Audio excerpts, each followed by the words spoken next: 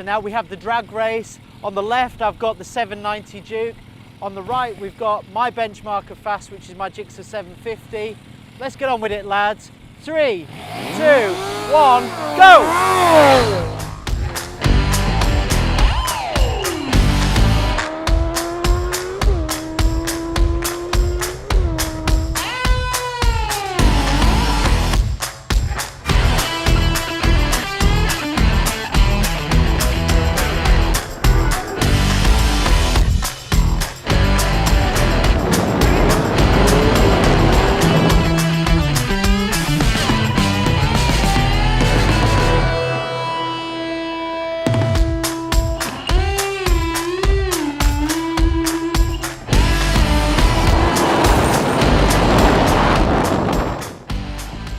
So we're back at Knox HQ. We've had time to digest the results of our little drag race. Probably the first question you're asking, who on earth puts a 790 Duke against a GSXR 750?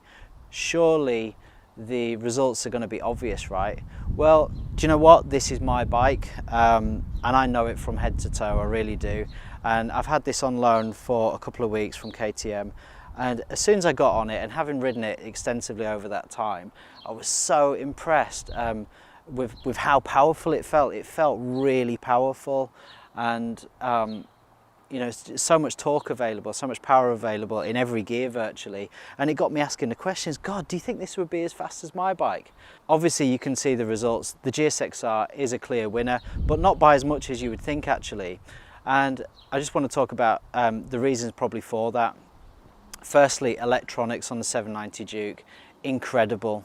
On track mode on this bike, you've got launch control and you've got anti-wheelie as well. So that means you can get a really, really consistently fast start. And actually every time we drag raced them, the Duke was way in front, up to about sort of 60 miles an hour, easily in front of the GSXR 750, really consistent.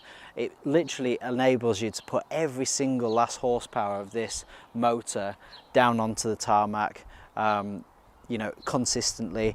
Whereas obviously the GSXR, the power delivery is different. It's much higher up the rev range, so you've got to get to about 10,000 RPM before you really get into that power band. There's no traction control, there's no anti-wheelie, there's no launch control, anything like that. So you can really see the electronics playing into this bike and enabling it to be as fast as it possibly can be. So then up to about, what, 80 miles an hour, they're probably about even Stevens actually, considering the launch this gets. And then of course the GSXR, like a black missile, comes up from behind and bips it at the end. In fact, they finished off this one, we clocked at the end of the run 126 miles an hour. The 790 Duke was 110. Okay, so the other thing, of course, is the power delivery. This one, you straight away you're in the power range, you know, 7,000 RPM upwards. That is where the power is on this. The gears are much shorter. You've got a quick shifter, so you literally ba ba ba ba. It's amazing. So I think we finished at 110. I think we were just going into 5th gear by that point. Whereas obviously the GSXR, totally different power delivery. All the power is 10,000 RPM and above. We at 126, we're just going into 3rd gear by that point. So totally different power delivery. Really, really interesting. Genuinely, both of these bikes are incredibly quick.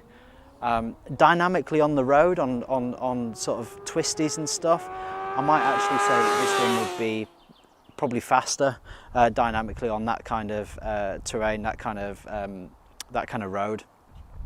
Whereas the GSXR, obviously you get this onto a track, that's really where it's going to come into its own. It's going to fly down the straights way quicker than this one, and probably handle better as well. But it's so interesting to get a different comparison between these two bikes. And while they are a little bit chalk and cheese, actually, you know, I'm a customer for this type of bike and I would consider both. And to be honest, I'm quite considering whether I'll make the switch. So look, hopefully you've enjoyed that video. Maybe the results weren't surprising for you, maybe they were, I don't know. But please like, please comment, please subscribe to the channel if you're not already, and tap that notification bell as well. Please also check out the Knox range. We make all the gear that we wear while testing these machines, and yeah, we look forward to seeing you on the next video.